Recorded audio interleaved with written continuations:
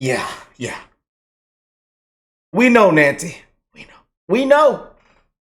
Hands behind your back. Hands behind your back. Yeah. And yet. Yeah. And yet. Well, the word that everybody is using to describe tonight is bittersweet. It's just bitter. The fact of the matter, I'm not saying Joe Biden is bitter, but, it's like you've been thrown out a window, and as you're falling, you go, gee, it's nice out here. No, he got thrown out of a window, and basically he was forced. There's going to be a lot of talk tonight about how generous it was of him and selfless of him. He was basically forced out by Nancy Pelosi and Barack Obama and Chuck Schumer and Hakeem Jeffries. And I suspect even the fact that there has been this surge of enthusiasm since he left and Kamala Harris took his place, that's got to be pretty tough, too. You got thrown out of a window and everybody's applauding the person who's now in the room. What do Whoa, what's going on, beautiful people? My brothers and sisters around the world, man. Salute and love to them beautiful patriots, man. I hope everybody is blessed, well, healthy, and that nothing but the best is going on in all you beautiful people's life, man. DNC, man. Just can't make this up, man.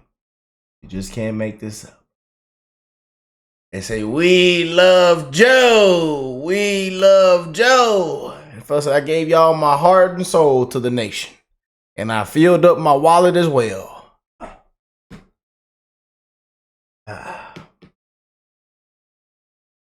What a disgrace, man. Thought the American people were stupid, man. We knew it all along, though, man. And as you can see, a lot of people are waking up, man. Sick and tired. But y'all see the title, man. Let's go and jump into this, man. Make sure y'all hit that like button, subscribe to the channel if you're new here. How are you? How's the family? I hope y'all are doing well, man. Hope you guys are blessed, man, that you're healthy, that things are going well in all you guys' life, man. Your kids' life, man. Your friends, the neighbors, the strangers. We're living in some times where we don't know what to expect tomorrow, man. People are just trying to get by. People are just trying to make it, man. So I encourage you to spread love to one another, man. One love to the human race, baby. One love to the human race. Check it out. Last night, President Biden weighed in on the protesting going on outside the DNC. He seems to have handed some credibility to those spewing the anti-Israel hate, though. Watch this. Those protesters out in the street, they have a point. A lot of innocent people are being killed on both sides. So Biden has said that over and over again. Fox News host Trey Gowdy says that the left's pandering to protesters is a gift to Republicans. These protests may be the best thing Republicans have going for them. The more imagery you can show of people, go back to October the 7th. Killing women and butchering children, and you want to protest and reward that with a state? Good luck selling that to people in swing states. In focus now, Mike Huckabee, former Republican governor of Arkansas, and he has run for president. It is great to see you today, Governor. Let's start with the hate on full display and the anger toward Democrats, especially Kamala Harris, over Israel. It's really hard to get your arms around the fact that Kamala Harris and Joe Biden have done more to try to maybe massage this issue.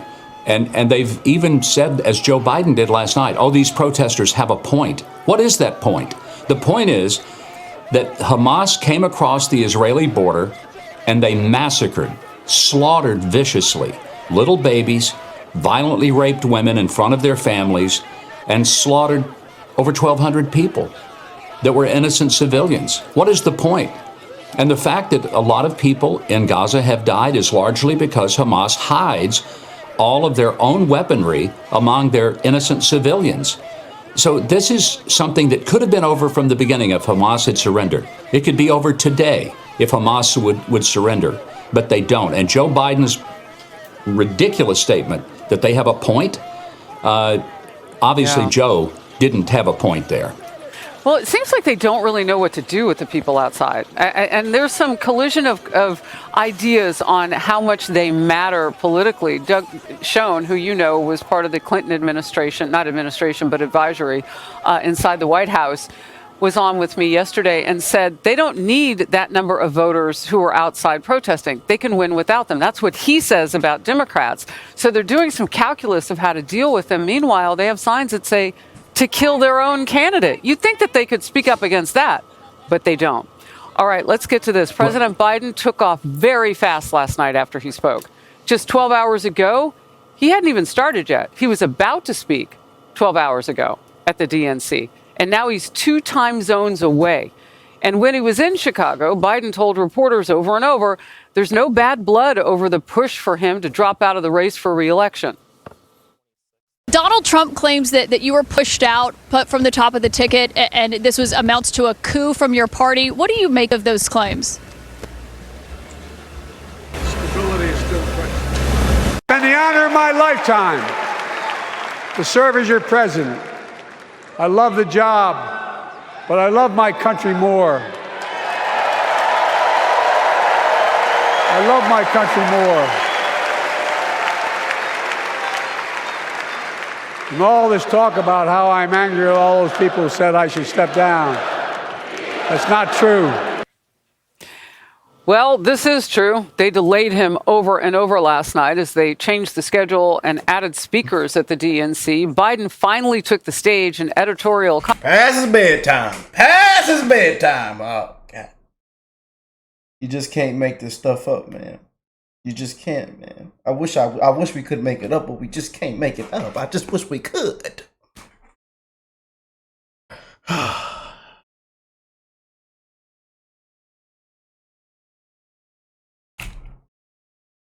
Boy. Columnists are writing this. Dems buried him at 11:30 p.m. in a final disgrace. Politico Playbook called it the Late Late Show and referred to Biden as a midnight cowboy. The New York Post cover with past his bedtime. Biden appeared emotional at times, and he stood in front of the Democratic Party basically cheering for the end of his political career, decades as a congressman, senator, vice president, and president. And more headlines now. Poor, unwanted Joe Biden. Biden basks in the applause from Democrats who dethroned him. Well, in that cheering audience, former House Speaker Nancy Pelosi. Remember, she reportedly was instrumental in getting President Biden to quit the ticket. And she didn't exactly shy from rubbing salt in the wound.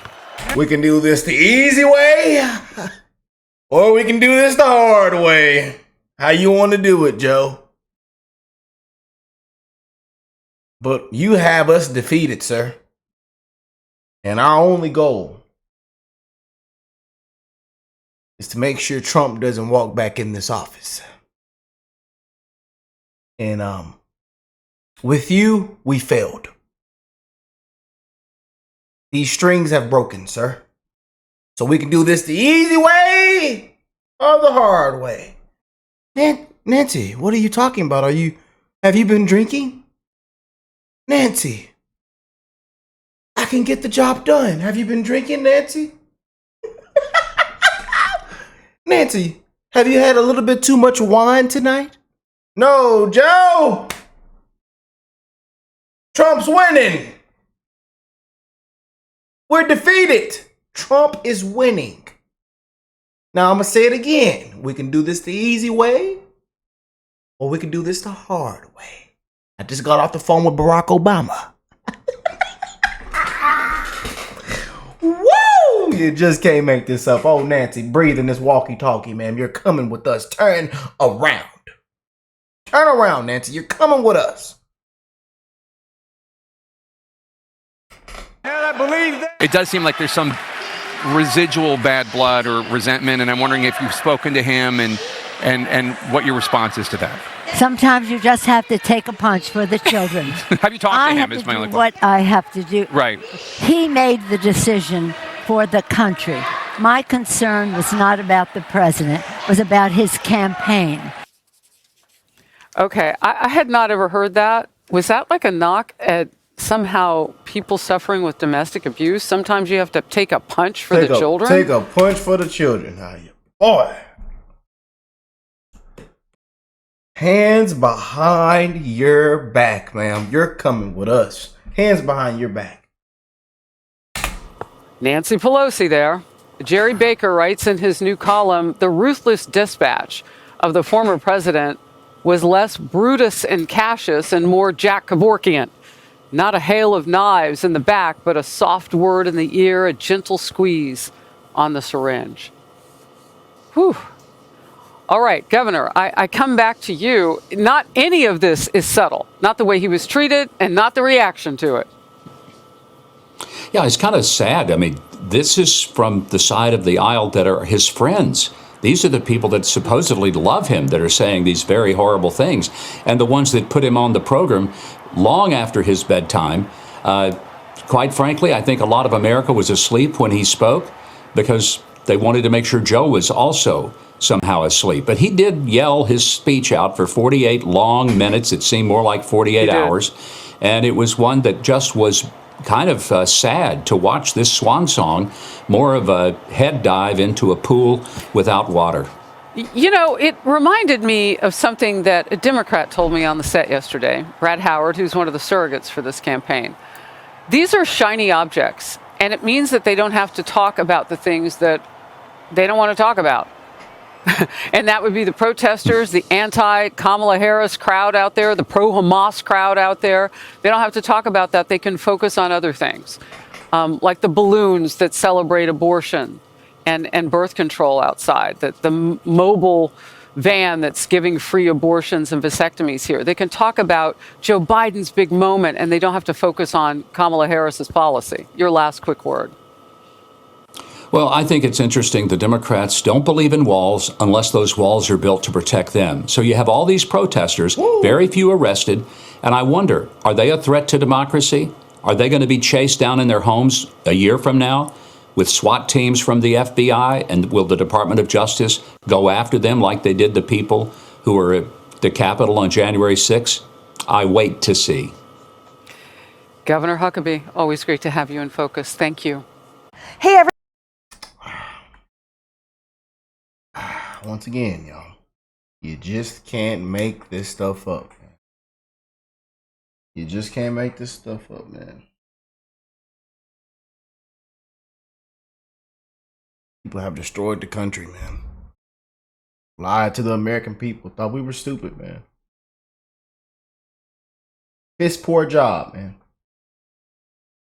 You guys should be, your blood should be boiling right now. You should be fired up to go to that voting booth, man.